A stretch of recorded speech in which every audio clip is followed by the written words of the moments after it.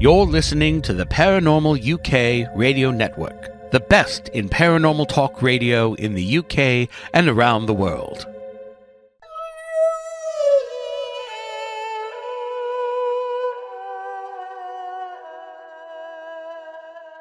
Scary Éire. Éire is the Irish or Gaelic word for Ireland. Paranormal means all the things that are impossible to explain by known natural forces or by science. And Ireland is steeped in lore, ghosts, blood, sweat, tears, sacrifice, hunger, desperation, and charm. Oh, and the paranormal. Welcome to Scary Éire. Mark Manning. Yes, it is Scary Éire, but I don't have any Irish material for the first bit of the show. So as usual, the Irish look to the Scots for a little dig out. Och, do you know, sure, bonny Scotland's only a stone's throw away from the old sod anyway.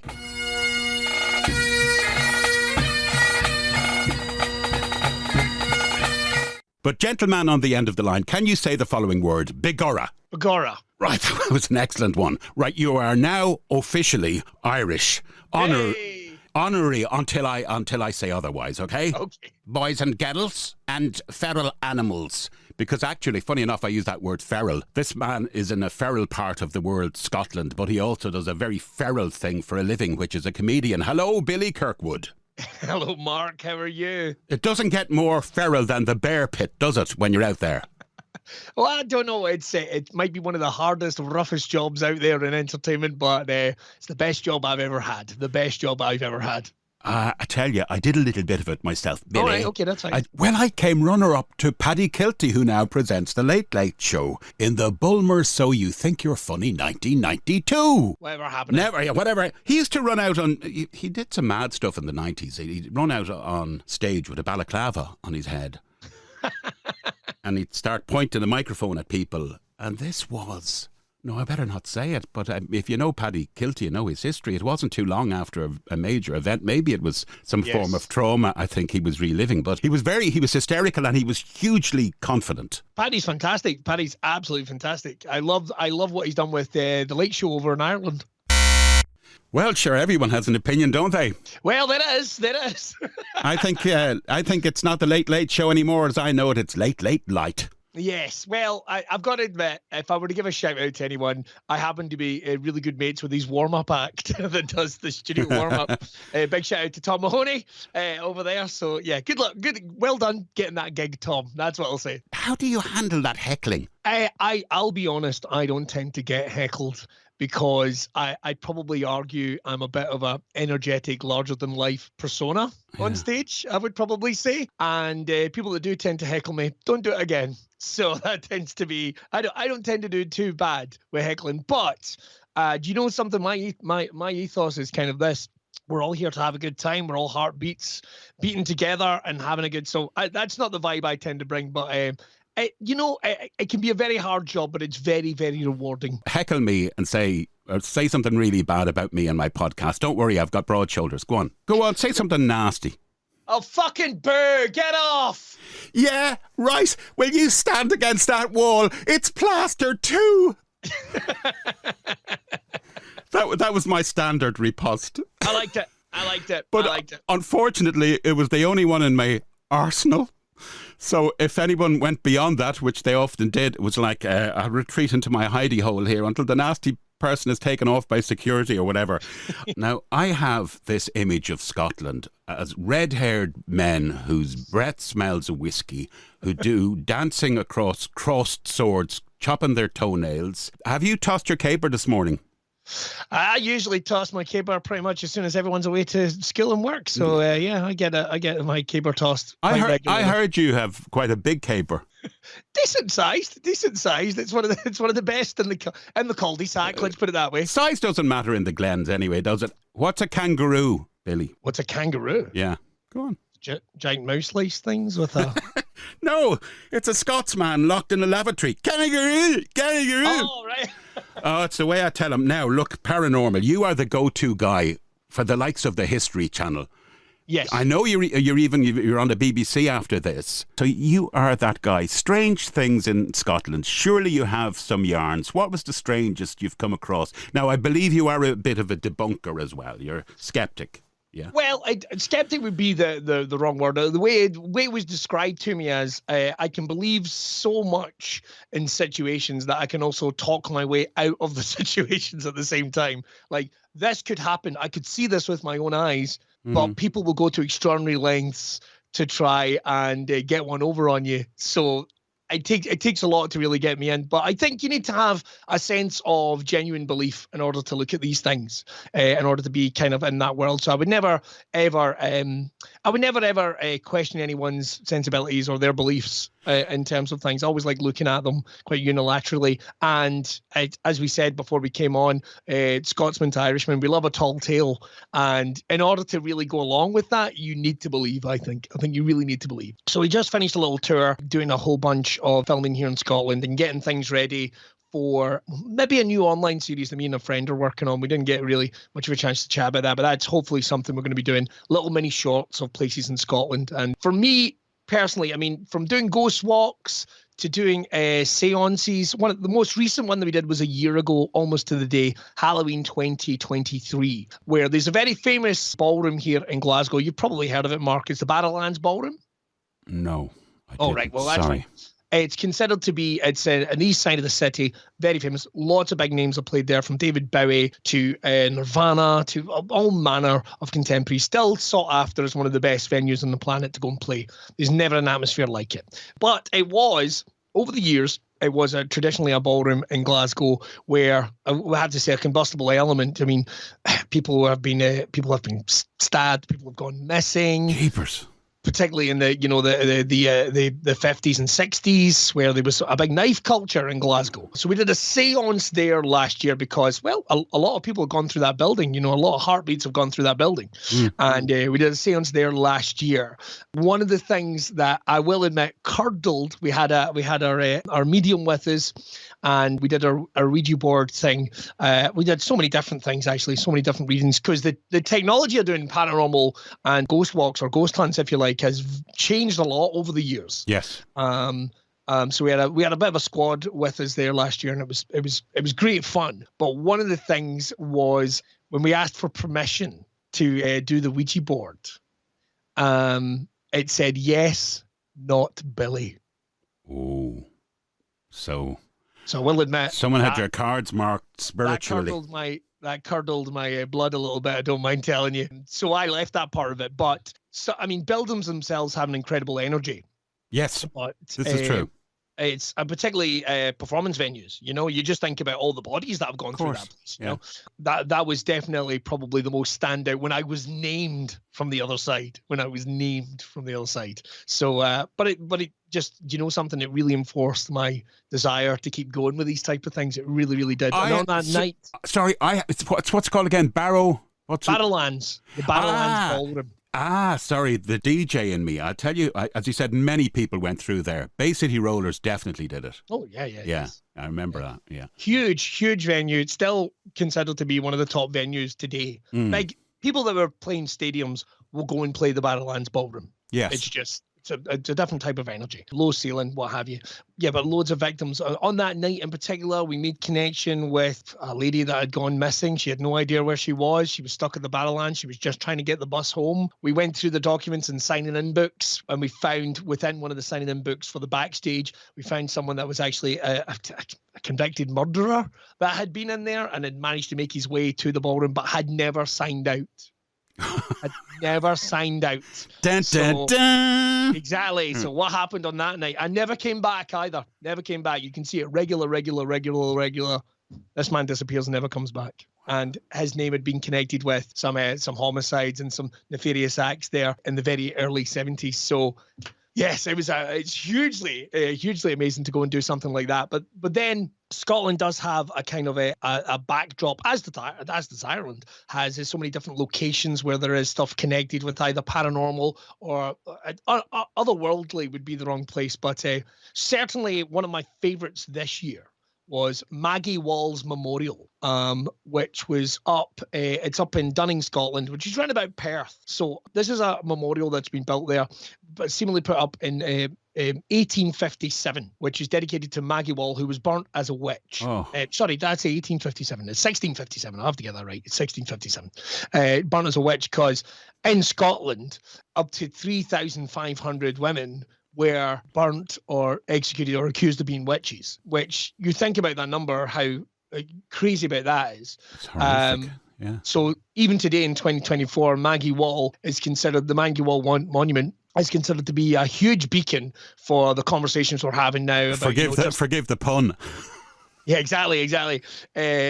Being justice for women and what have you in this day and age. So it's hugely. She was seemingly burnt the stake there back in 1657 after accusations of witchcraft from local landowners. Now that's always. When you read the history behind it, there's a couple of different things. First of all, to be accused of being a witch was actually something to be considered quite easy, believe it or not. If you had a dispute with someone, you were a witch. If you were particularly good at singing, better than singing at someone else, you were a witch. If you were good at maths, if you were good at English, you were a witch. The accusations against women were very, very light in those days, but obviously some of the subsequent were just horrible. But it's considered to be a beacon in this day and age. And this was somewhere I never got to visit. And on the day we went, if you actually go to the memorial, you'll see that people have left pebbles and tiny little things of sending messages of support, either for women or for what that's meant for them, victims of domestic abuse and what have you. So the monument itself has an incredible energy when you go there. And in 2020, a murder, believe it or not, was committed on the site.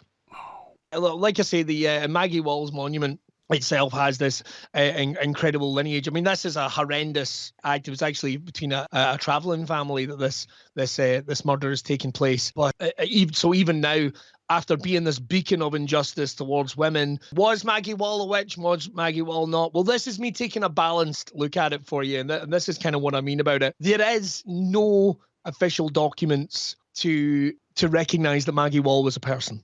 There is no official documents there that substantiate that. However, the monument itself has existed for hundreds and hundreds of years. So this is where we come from. It's like no one just decided one day they were going to make up this story. And I don't need to tell you, through the passage of time, the tires of any story, the tires of any myth can get kicked apart quite healthily. So, but one thing we do know is that there was, 4,000 people were accused of witchcraft. Nearly, 1,500 were murdered as a result of witchcraft inquisitions.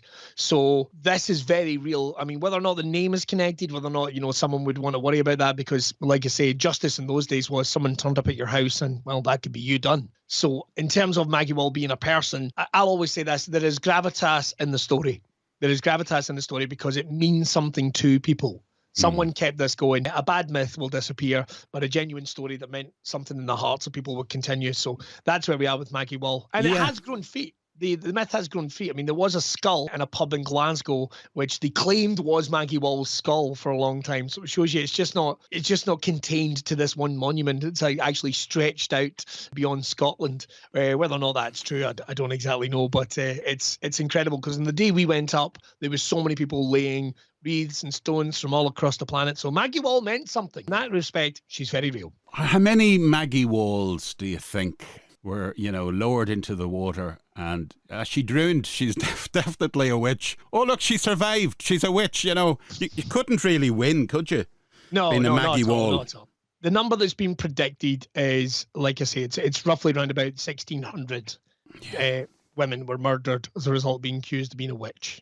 Quick question for you, and I know it sounds like a cliche, real pedestrian question. What about the Lochness monster? Any idea? Any thoughts? Well, this is an interesting one because some friends invited me out on the waters because there's several different parties that are all investigating whether or not the Lochness monster is real and has done for years.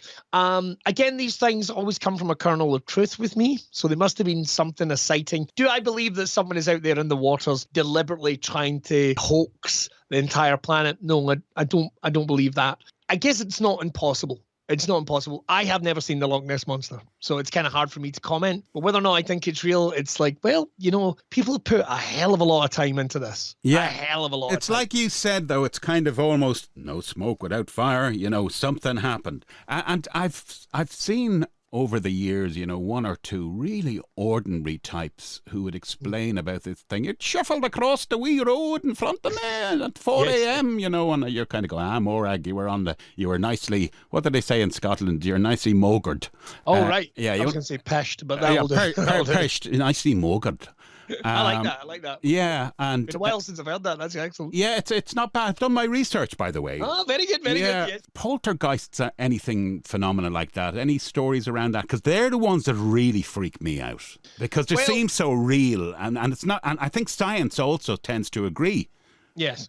Well, the thing is, there are simply just unexplained energies in buildings. So when people turn around and say, well, I don't believe in ghosts, it's like, well, the term ghost is a tricky one too, because it's something we've kind of attached to it. Poltergeists themselves, when I was in the Barrowlands last year, totally unexplained. We had noises, we had creaks, we had doors banging. I had no business. We had I can tell you this right now, we had a door banging shut that was locked when we got there, and there was no one else in the building. Curiouser and curiouser. I was the first person to go, who else is in the building? There's got to be someone else in the building. But the problem is the door locked from our side.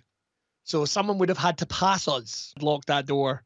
And so these are unexplained circumstances. And that one, again, is another prime example of very, very, very scary. But in terms of poltergeist stories themselves, there's a lot been over the years. And I personally, we live in a house here in a little village called Crooked Home in the west coast of Scotland. And I often am heard talking to Andy, the gentleman that lived here, because, well, we have had unexplained, the electrics in this building have never been quite right, despite the fact I have had every electrician in the west coast of Scotland out checking these. But we do have flickering lights, ones that will not work. We do have, and this comes from someone that's got 3 kids, so I also bear in mind, sure. I've got to put the combustible element of them into the mix. But this is a house that I'm quietly convinced is haunted. I think there may be natural phenomenon in the area, right? By the way, if you say phenomenon, you can go do as well. Excellent, thank you. Yeah, would you like to have a go at phenomenon? Do. I love it, right. Very covered. Yeah, what you don't know about that song is it was actually composed by Giorgio Moroder, who did I Feel Love as well. But that's another break for ads. This is getting very abstract, sorry. So I think water and certain elements can have a lot to do with your flickering, or what they call ley lines. Yeah. Can have a lot to do, not necessarily that the place is haunted, although we did, I'll say, Billy, on show number 1 a few weeks back, have a guy from a place of all places called Skull in County Cork came on the line, and he was in a house and he had the same kind of issues, but he met someone who said that's haunted, as you know, but his lights were doing weird stuff and books were coming off his shelf as well. That was the other thing. And on the bed opened up, even though he'd be putting them back at nauseum, Wow. So I do think that's it. Say where it is, the part of the world you're in again in Scotland. So I am in the west coast of Scotland. I'm down by the water. So I am in Ayrshire, which is, right near the water. We're near like the Isles of Arran and what have you. So we are probably the closest to Ireland, actually, and down to the west coast. So that's where I am. But it's interesting what you say about, underlying rivers and what have you. I believe that is you get somewhere like a Glasgow, which has goes down several levels, because we have like an underground. We have 2 underground train systems, one that has long since been decommissioned and another one that is live and active. So I think sometimes that can maybe contribute, but what about that one that's been shut off? What secrets have been shut off in there? It's always interesting, the idea. I would love to go down to some of the dark vaults that exist below the cities. The bowels of the earth. I take my hat off to you for the likes of the History Channel. Because you're a regular there. I am. So it tends to be on folklore in Scotland, particularly, although it depends. It's kind of constantly involving you. I don't need to tell you, sometimes you can be ready to be a talking head on any subject. Sure. Well, what they might even do is, we're going to visit this place. Would you like to come and film it with us? Could you do some research? We'd love your opinion on the story, or at least to surmise the story as well. Like, for example, we went to Yester Castle up in East Lothian. It's a ruined castle, and literally in the middle of a forest. I mean, the only way you're getting to this, Mark, is with an hour-long hike deep into the forest, which realistically you should only ever do in pairs. You should only ever do with, communication. It is hard terrain to get to this castle. It is not really a tourist attraction, if you will, maybe for fans of the occult and what have you, but it's not an easy hike. So the most recently one we did that, and because I didn't really know the story, to be honest. It was one that had went completely under my radar, because what it has below this ruined castle is a structure called the Goblin's Hall, which is short for Goblin's Hall. And this was basically called a direct descent to hell. This is dungeons below it. And there's actually some chambers within it that go below the waterline into the actual mountain, and the castle itself has ruined from above for no apparent reason. The research I actually did into it was, one day this castle stopped functioning as being a residence and was never taken back up because of the lineage behind it.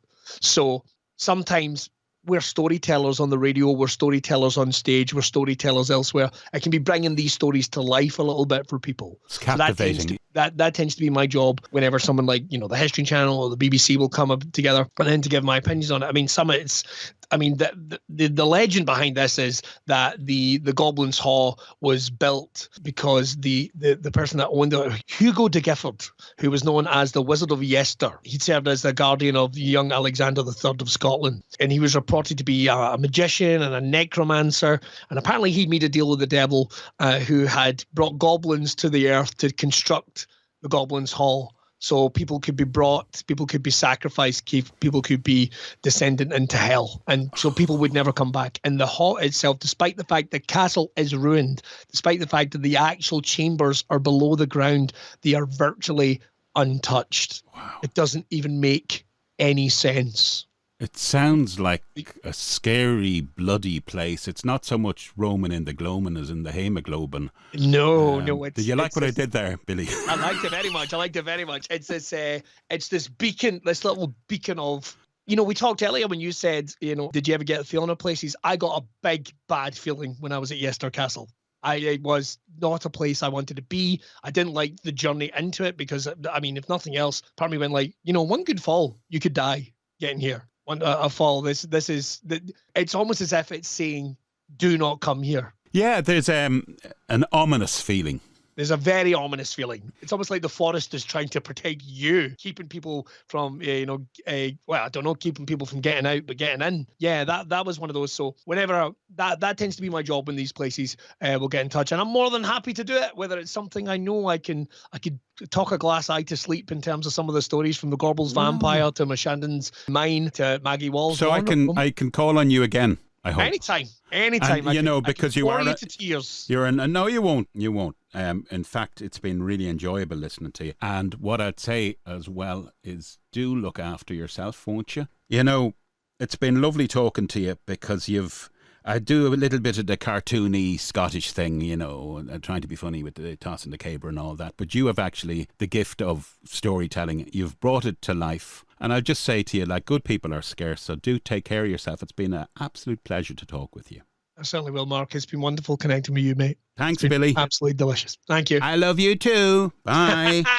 Okay. If you've got an Irish paranormal tale to tell, simply email paranormalireland@protonmail.com and it'll be read out for you. Or you get to tell it on air yourself. That's paranormalireland@protonmail.com. Hoo-hoo, he's a mad rocket. Billy Kirkwood, master of the universe and consultant on all things Scottish paranormal, and a great comedian as well. We shall certainly be using his services again. What was that again, Billy, the last bit? Guy! A what? Guy! Never mind. And my thanks as well also goes to the lovely Sarah Campbell, English female voice artist, and she mavened us Check out that word, yes, myself and Billy, and it was all thanks to her. You can get her on Voices123 and Instagram, Sarah Campbell 763. That's Sarah Campbell. Aye, aye, aye. Now we move on to a bit of class. David McGlynn, a.k.a. the Squire, is busy in the bowels of scary era. Are you there, David? If the horrid traffic in human flesh be not by some means or other prevented, the churchyards will not be secure against the shovel of the midnight plunderer, nor the public against the dagger of the midnight assassin. Madame de Rubigny-Barre was an authoress of considerable talent, and published an account of her life and sufferings during the French Revolution in 1822. She bequeathed her body for dissection to the Professor of Anatomy of Trinity College for the benefit of science. However, in the 18th century, those who had not decided to protect their bodies after death by offering them up to science, or through funerary monuments known as mortsafes, often became the victims of grave robbers, resurrectionists, and sack-em-ups. Visit any graveyard in any part of Ireland, and you will find graves with steel railings attached to their gravestones. This was due to a very legitimate paranoia that after burial, a sack-em-up would desecrate their grave, steal their body, and sell it to the highest bidder locally, who practiced anatomy or a school of anatomy. By the end of the 18th century, the study of medicine was becoming increasingly popular in Ireland. The demand for corpses came from the highest echelons of society and that of the medical profession. New medical halls, as well as the College of Surgeons, needed a regular supply of cadavers for its doctors and students to dissect. The only corpses legally available to surgeons were those of executed criminals. The law stated that only convicted murderers who are condemned to hang have their bodies dissected and be used by anatomists. As anatomy was considered the most important subject on the 18th century medical curriculum, the need for human cadavers to dissect led to the growth of body snatching. For instance, Coakley has unearthed diaries that made it clear that James Macartney, appointed Professor of Anatomy and Surgery to TCD in 1813, was actively involved in grave robbing. The graveyard for paupers at the Dublin Hospital Fields Burial Ground, or as it was widely known, Bully's Acre, which adjoined the grounds of the Royal Hospital in Kilmainham, was the one most frequently raided. Thank you, the Squire. Back in a roly-mo, where I've got a lovely Kerry fireside chat lined up for you with an amazing, interesting guest. Mark Manning. And it's down south we pay a visit. On the other end of the line, I've got PJ Sullivan from Puca Vogue. Puca, explain. Puca, of course, is obviously used in the ghosts, we'll say, name per se, and actually a lot of people have the Puca name, like you have other events that have it. But for us, it's Puca, of course, being involved in paranormal. It ties in perfectly what we do. We're Irish paranormal investigators, so we're Puca Vogue Paranormal. We're based in Killarney town, so of course we're down south. We could be found anywhere. That's the problem, Mark. You could find us literally anywhere. Oh, have you gone like around all the country, have you? Yeah, we do. Well, to be honest with you, most of our investigations are probably up around the Offaly area, and of course we've done Wicklow Gaol a few rounds as well. But even I've done the Myrtles Plantation in Louisiana, and I just came back from a trip on Route 66. So of course popped into a few locations on the way, like Glasgow Ghost Town, and of course you have Juliet Jail as well, you know. But yeah, most of our investigations would be around the country. Wow. And is it like a weekend type thing you do, or once a month, or? Well, we try once a month. So we've just recently completed a 3-night lockdown in Redwood Castle in Lorna and Tipperary, and we'll have one more investigation just before the year end, and that will be in Tarbert, Gael and Bridewell and Gael and Jail, and then of course we'll start the new year then hopefully with Wicklow Jail. Yeah, we could be found anywhere. So our last one was Redwood Castle. We did it the weekend just before Halloween. Okay. So what we do is we go into the location. We lock ourselves down sometimes with public, sometimes we're private, sometimes charity events. We cover all angles, but for this one we had limited guests Saturday night, regular guests with us again Sunday night, and then Monday night we had a group. So we cover all the bases, but we literally go to the location, set up 5 to 6 cameras, get it ready. Then when people come, if there's anyone new, we give them time to get used to it. Because of course you're going to be around the building for the night in the dark.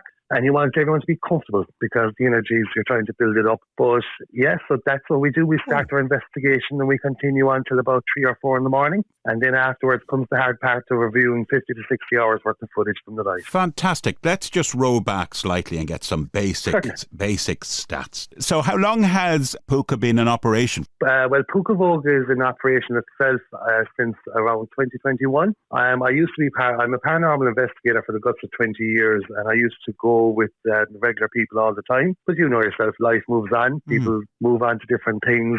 So in 2021, my mom was actually passing a cancer, and she was like, "What are you doing sitting at home? You love it. Go back out there." So then the idea began of Puca Vogue Paranormal. So, of course, set it up. My son is on the team with me. He's grown up with paranormal all his life. He's been seeing the footage. So that was 2. Then, of course, his partner, Eva. We have regular guests and friends that come along with us, Puca family. We call it the Puca Vogue family now at this stage. Yeah. Because in this world, you do get to meet some amazing people. Yeah, I'm sure you do. Sorry, I don't mean to interrupt, but can I just ask what the motivation was to begin with? For me, where it all started was I was probably about 15 or so, and myself and a friend were staying in a house.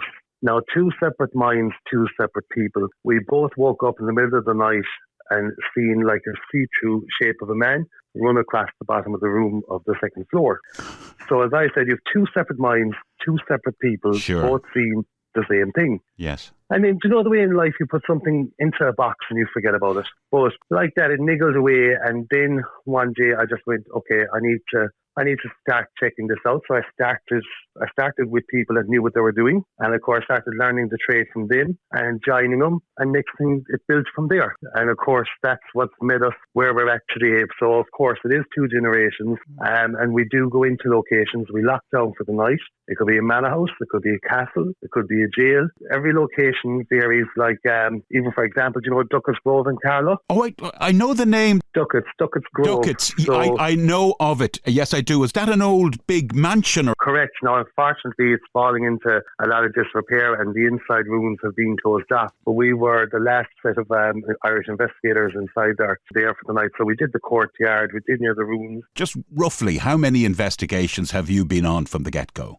Oh, to put a number on it, I suppose you could be talking anything from 10 to 20 a year. Wow. Then by 20, so well over 400, I'd say. And we're kind of diverse as well, because one member is Veronica, and she's actually Polish. So we all bring something different to the Puca family, the Puca Vogue family. And I always say it's nice to have a bit of diversity. Like, for example, I did a Kerry private location. And as a paranormal researcher, searcher and investigator, you're always looking for the answer instead of going straight to it's paranormal. You know what I mean? So we were doing a location, and the lady that owned the place was not Irish. We did her restaurant, we did her house. We got a male voice in the restaurant, captured an EVP, but in the house we captured something. Couldn't understand it, make it out. Data for the owner to see if it's a regular night. She knew a regular pattern. The answer was right in front of me. She wasn't Irish. It was actually in her language, and she recognised the voice. So I love that, because I can barely speak English. Of course. So when you have an EVP coming through in a different language where it's connected to the owner,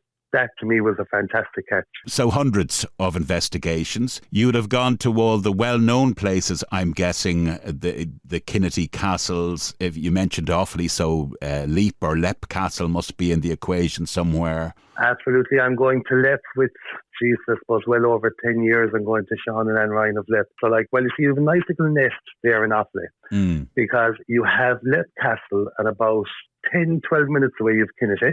Yes. And then on the other side of Bar... Is it that close, PJ? Is it that close? Yeah, they're literally less than a 15-minute drive. Well, I've done the Kinnity thing all right. It's always fascinated me, that.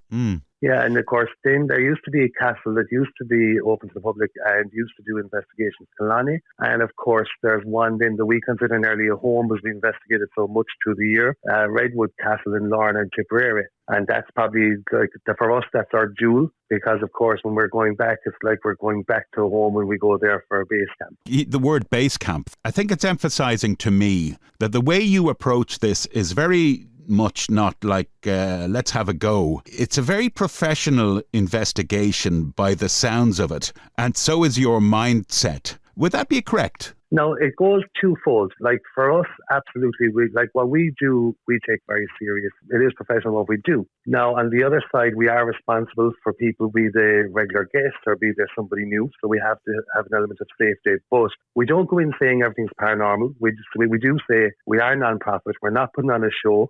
People say ghost. It could be ghost, spirit, man, woman. I prefer man and woman because I lived. Mm-hmm. But I always say we can't guarantee anybody anything. To investigate, they're more than welcome to come along with us. And after that, it's up to the building. It's up to the people in the building for what happens on the night. And how many people would you have on a typical investigation? Well, I like to keep the numbers low because, as I say, we are a non-profit. I'm not out to make money. So, and for me, it's the quality of the investigation. So you do have to get people comfortable. For me, I like to keep it intimate. Generally 10 is the number I go for, but it could be 8, could be 6, could be 11. That's generally where I'm around. And are people up all night, or do sleeping bags get employed?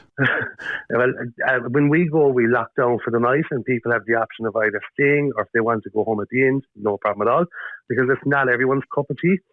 And I always say you need patience, because if you have no patience, you definitely don't become a paranormal investigator, because you're sitting around in the dark for hours of the night. Yes, you take regular breaks, but if you're someone that has no patience, forget it. We would generally start at around, guests would come after 8:30.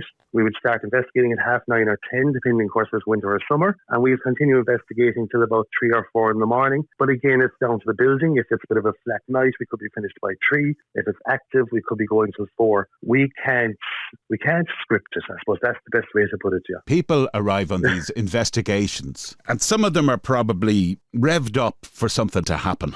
They're in that mindset of expectation. Now, that's, I think, when imaginations can run riot. You are very level-headed. Do you try and temper these people at all as to what to expect? Yes, we try to make them a little bit fun as you go along, because it is a long night. But you could be in a room at, we'll say, 11 o'clock. You could be down there. I always say, once you turn off the lights, dim everything off, just strip it back. You are actually the best paranormal tool for investigating yourself. Of course. They're heightened. Coming back to level-headed, before anyone comes with me, I always make a point of speaking with them if there's someone that hasn't been with me before. Just to remind them of how it goes, because it might not suit them. So I prefer to break it all back, letting them know this is not going to be a horror house. This is going to be a paranormal investigation. So I already set the mindset. When they come, a base room will always be comfortable, get people comfortable. That nice feeling before you go and turn off the light. And that's where it really builds from there. Like, for example, even what I love is when you have an empty room and the cameras capture something in the background, but yet there's nobody in the room. Yes. That's what I love, when there's something to actually back it up. And then if I see something and there's a natural reason, of course I'll say what the natural reason is. Like, for example, we don't bring under 18-year-olds. We don't bring kids. Yeah, you don't want someone acting the maggot, basically. No, well, and of course, like some people, like anything can happen. You know, you have to be safety-wise as well. But we recently did Tarbert Bridewell jailhouse, courthouse and jail, and 2 of the guests that were with us just on Saturday night Halloween, they were with us in Tarbert. We played an EVP we captured. It was a child laughing in the background, and it was great for them because we had no children there. We don't bring children in lockdown. So for them to hear that, it was great from a personal point of view for them as well, because they were able to witness on the night we did not have children there. So that's what I love. I love when it's something that you know for sure you can't rule out. Like I always say, I share a lot of what we get on our Instagram and our Facebook, but I often say it's up to you to decide. But anything I'll share will be something I can send over, as in there's no reasonable explanation for this happening. What constitutes a lockdown? So, like, what are the do's and don'ts, or what's the setup before you go live? Okay, so what we do is we get there earlier. We set up the castle, manor house, whatever it is. We set it up beforehand. Then we would have whoever's joining us at night come around 8:30, let them all get used to each other. And then at around 9:30, 10, lights go off. We usually start, for example, if it was Redwood, we start at the ground floor.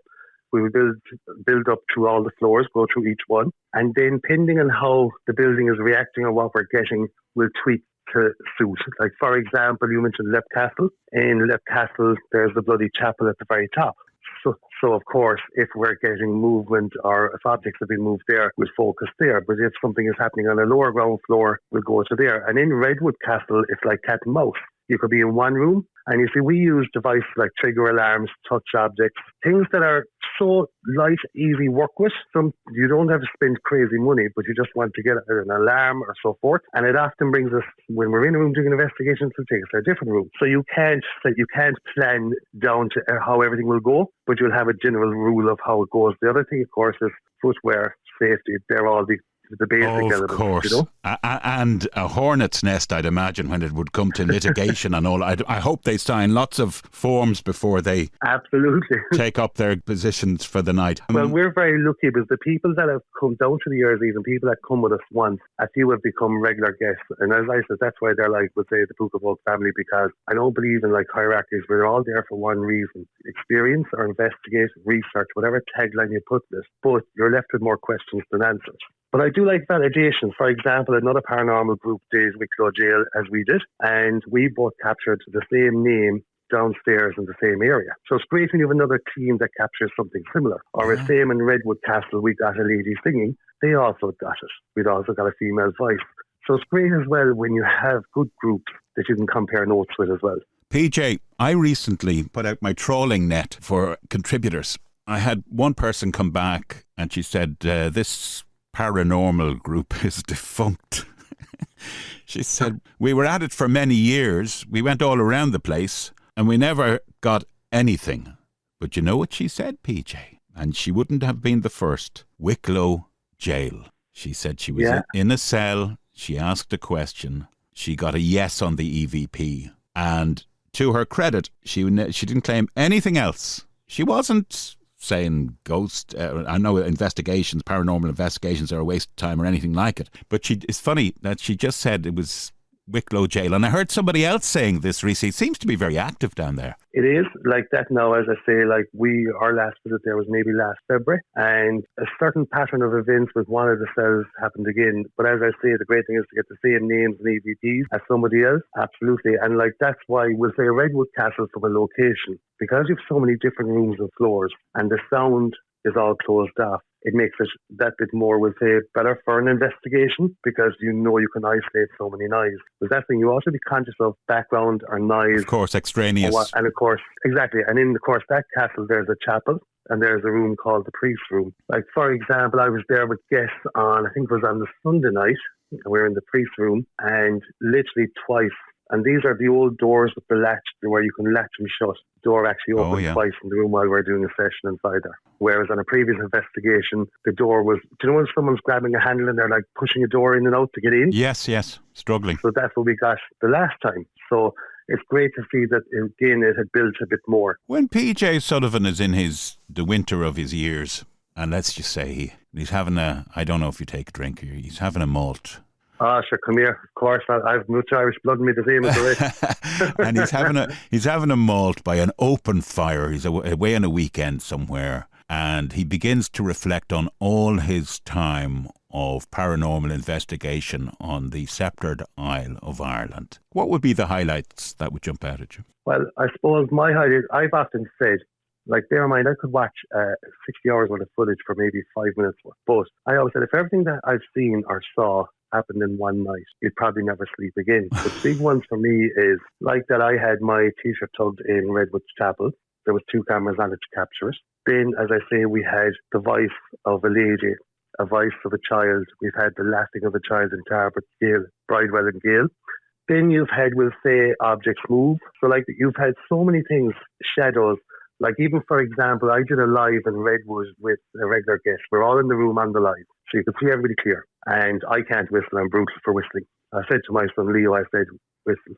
And we'll ask him to copy it. And a whistle echoed back up the stairs to us while we were even on the live. So that's what I love. But you end up with more questions because you're still trying to figure out who is it? Why are they there? You're trying to find their story. So every time you go away, you'll find something on the cameras. You're going back with a new set of questions. So you always end up with more and more questions than answers. That's the thing. But as I say, when you've felt like someone is standing at the end of your nose, or for example, I was lying on the ground in Left Chapel in the bloody chapel, and there was another investigator with me. She was against the wall, static camera videoing me. I lay down. We were getting activity near the obelisk, and I presume you know what an obelisk is. And we were getting activity from that area. So I lay on the ground. I had an Irish medal on me, and I was like, come forward, come towards me, knock it off. It was obviously, of course, this castle was in a lot of history, sure enough. Just 2 people in that room, everybody else 3 floors down, one with a camera on me and I lying on the ground with the gravel in the dark. And all you could hear was the stones moving underneath, coming closer and closer and closer. And then, of course, the metal moves. But that's what I love. I love the fact that you can have intelligent. Sure. Like, for example, we were doing an investigation even there recently, and I said, can you use your voice to communicate with us? We played back the dictaphone at the time. We got an EVP of okay. When a guest asked the question later on that night in a similar area, was it them that had been moved the object or at the door? They got back a yes. So that's what I love. I love it when you're investigating it to find out more for the story. Have you ever encountered anything that you felt was just pure evil or demonic? Well, not demonic per se. Like, of course, Leap Castle does have an element of black magic. In there, I have myself and 2 other guests were in an area we could smell like rotting flesh. And there was 2 ladies and myself. And next thing, I was talking, but another male voice came over me. And on a separate investigation, a female voice came over on the dictaphone. But you could feel the eeriness. That's what I'm saying. You could be in a room, you could feel it's flat. You could go back an hour later, it could feel very heavy. You could just notice the difference. But Leap Castle being one, but the other, my biggest one was probably Wicklow Gaol. I was in solitary confinement with a group. I was standing by the wall. The only way I can explain it to you, and I am a level-headed person, it's like someone was standing at the end of my nose, head to head with me. But I knew there was nobody there. No physical person, I should say. Then the only way I can explain it to you is just like they put their head through me, and I ran. And I guess, and as an investigator, I did run, and I'm a fat man, so running isn't my forte, but I did run. As the night went on, because I actually was going to leave the investigation, it gave me such unease. I was like, I'm out, I'm done. Of course, then I settled, went back into it, put the head back in the game. But as the night was going on, my face was getting hotter and hotter on one side. So by morning, spending the whole night with these people, my cheekbone was burning hot if you put your hand near my face, and there was like 3 marks on it. So, of course, that was my initiation, my first time there. Then, of course, we learned about Jack the jailer and how he used to brand people. And, of course, I was in his cell at that time. So then, as I say, last February, I tried an experiment where Eva, who's my son's partner, she's on the team. I put Eva into the same cell, but I didn't tell her which cell it was. I wanted to see what would happen. Well, I went to the next door cell. Sure enough, they started feeling the uneasy. They felt they were tugged at.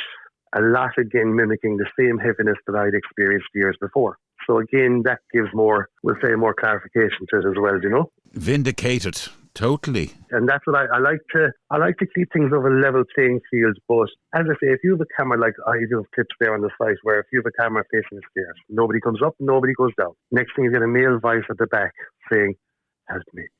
There's no physical person there. Who is it? What can we do? Have you ever come to a place that you felt perhaps a deja vu connection with? In a way, I suppose I do with Redwood Castle as we go so much. But I picked up on that. You mentioned it quite a few times. That's right, because that's a lot of our investigations, but with different people and different, like even for example, Rebecca McRedmond, she's a singer in Galway. She was on an investigation with us there once. I wanted to use music, see would it build the energy of the building, and her dress gets tugged. And she's just before it, Eva says the room has gone very tense.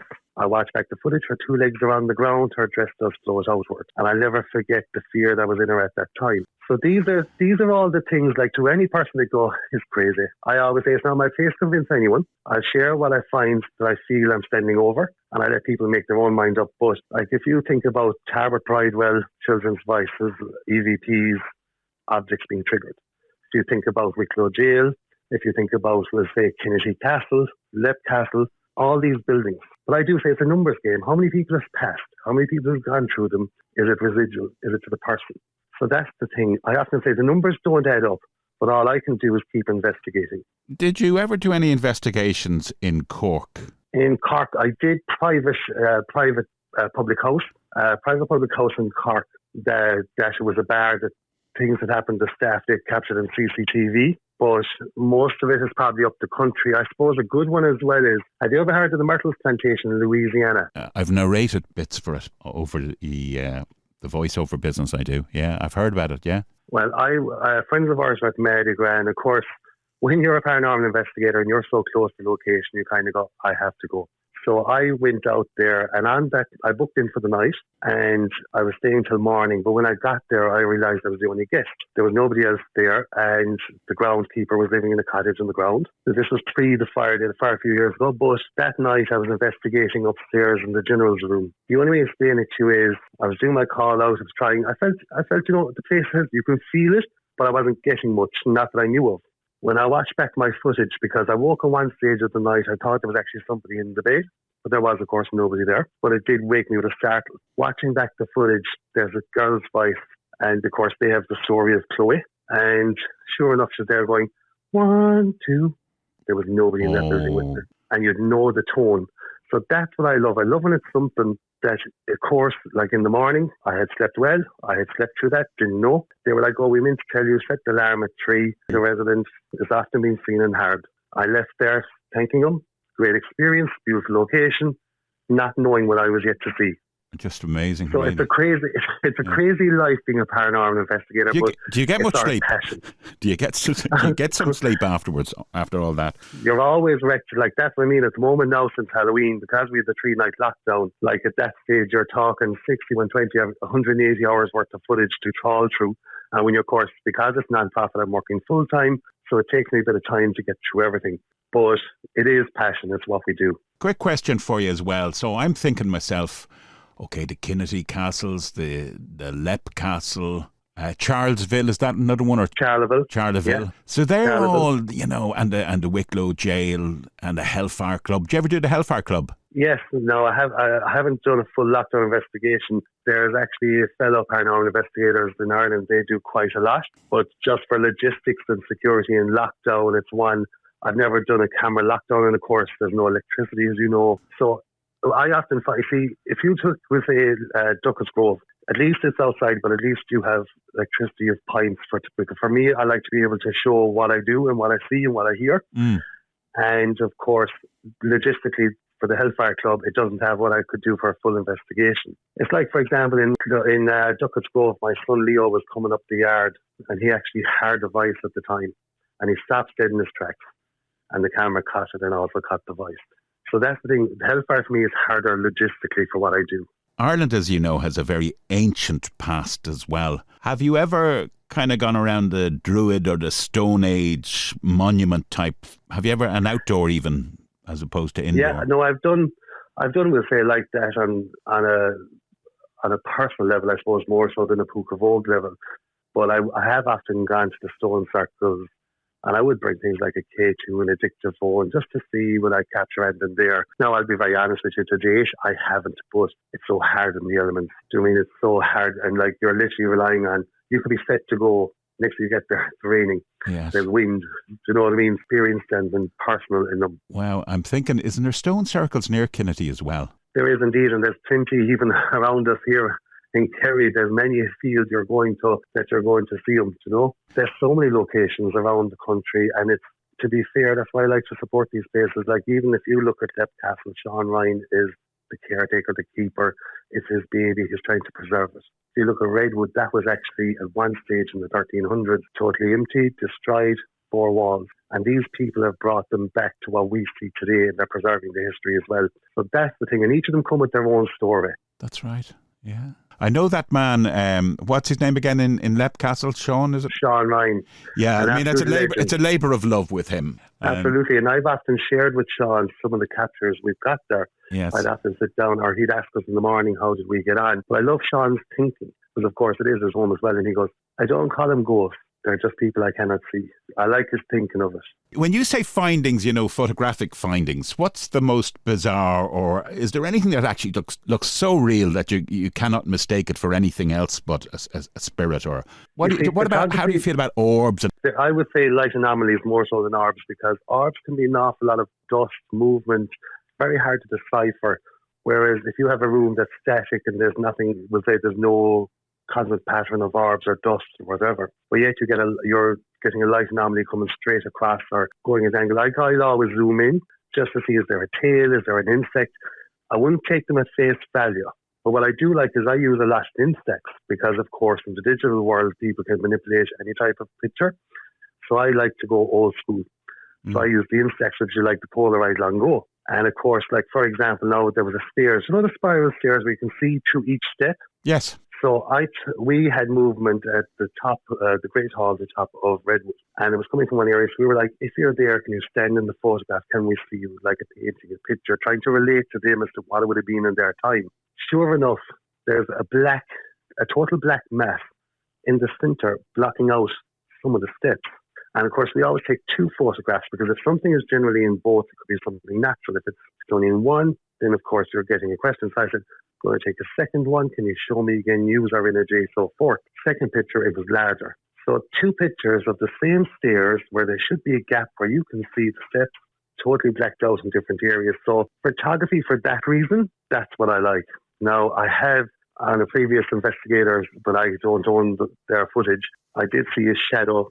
Literally, we were all standing in a circle, hand to hand, foot to foot, and I seen a shadow run across the room. But that wasn't mine, that was theirs, but I did get to experience it. It's very hard to get that full apparition in front of you. And auditory, or is it the EVP end of things? Anyone's nearly take the head off you when you're listening back through your headset, no? Anything really Absolutely. bad? Banshee? Like for example, we were upstairs in off the kitchen area of Tarbert Bridewell in jail, and all of us were together in one area. We were playing back after hearing the questions, and we actually got an audio at the time, and you could see the reaction by everyone. And I love that because you can see how genuine it is of get out.